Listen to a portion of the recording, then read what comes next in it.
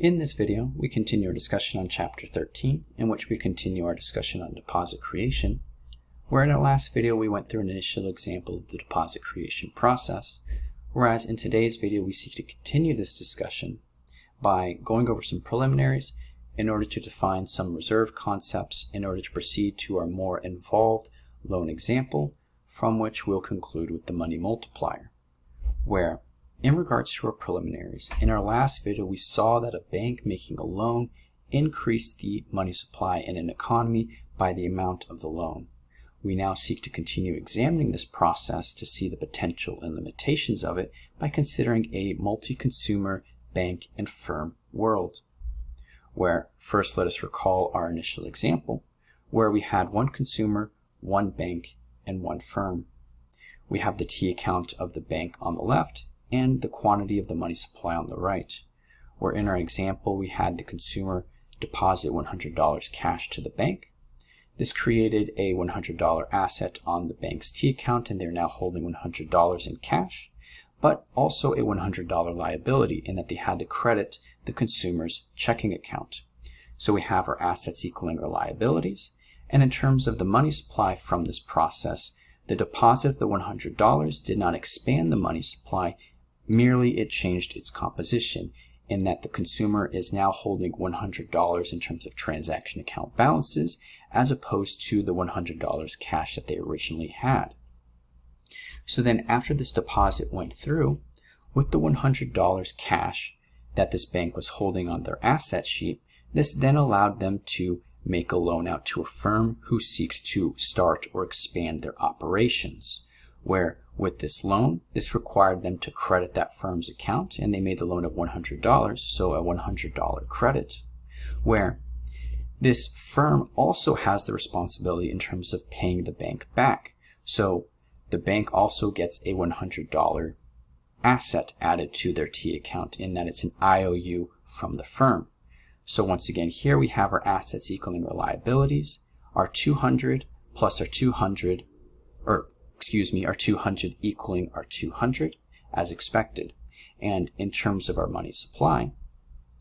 now we have a change in the money supply given that through this loan, the money supply expanded by $100 in terms of the transaction account balances made by the loan. So an expansion of the money supply by 100.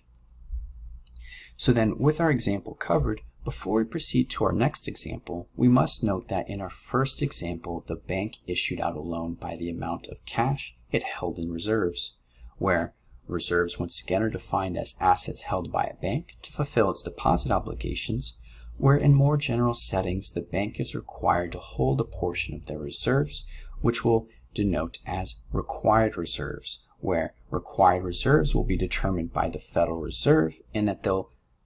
give the banks a required reserve ratio in that they must maintain with respect to their total deposits, where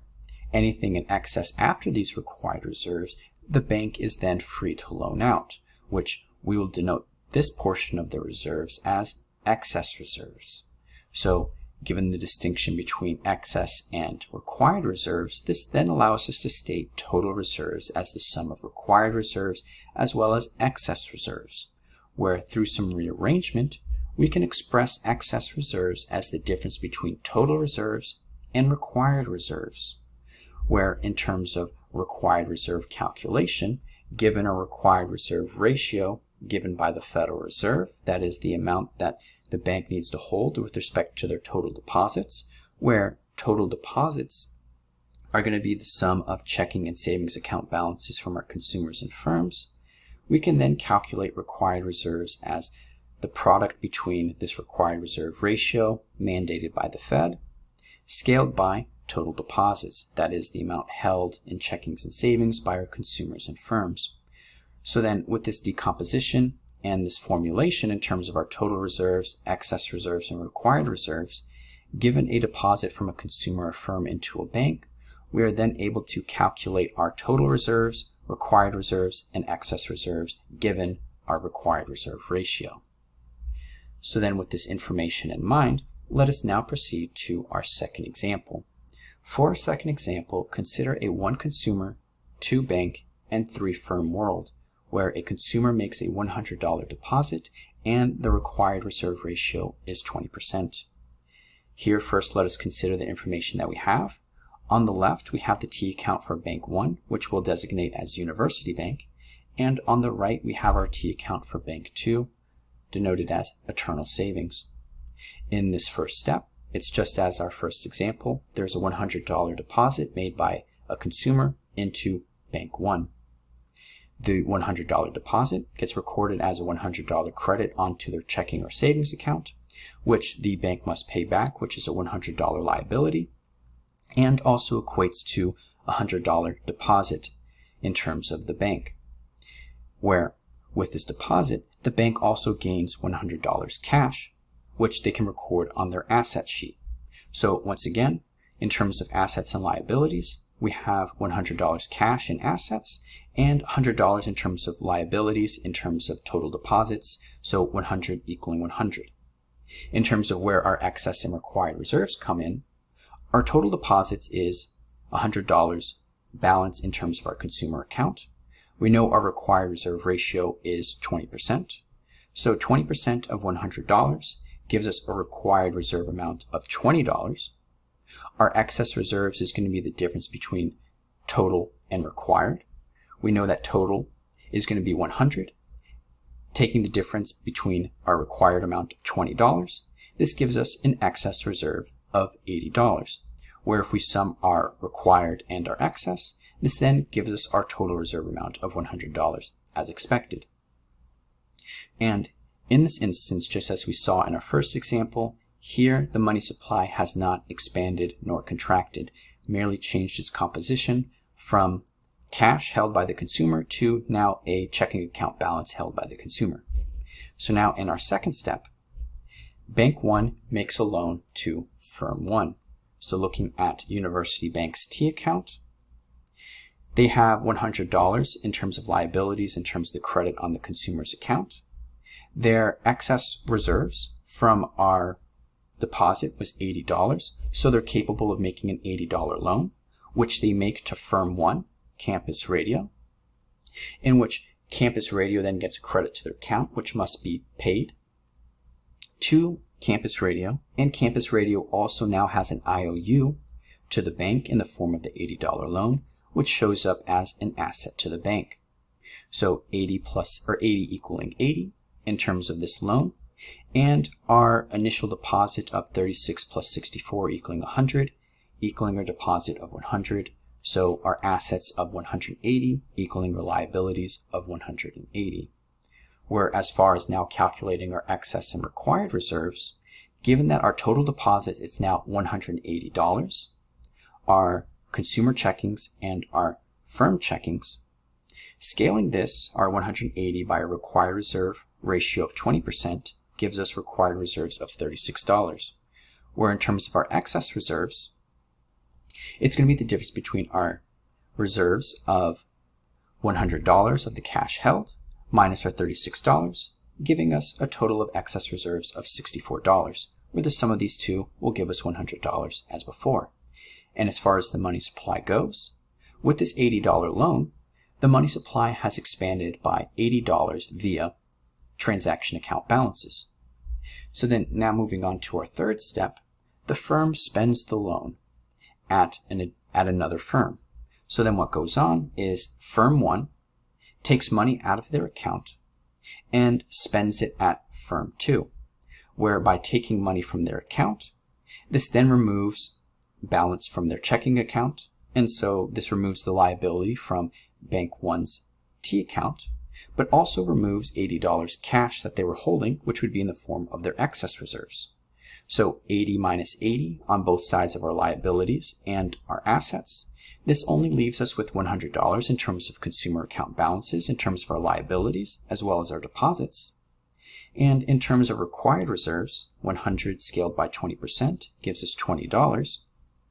And in terms of excess reserves, since the firm took out their $80, the bank no longer has this $80 in excess reserves, but they still have the IOU from the firm of $80, so we still have $100 in terms of assets, which will equal our liabilities.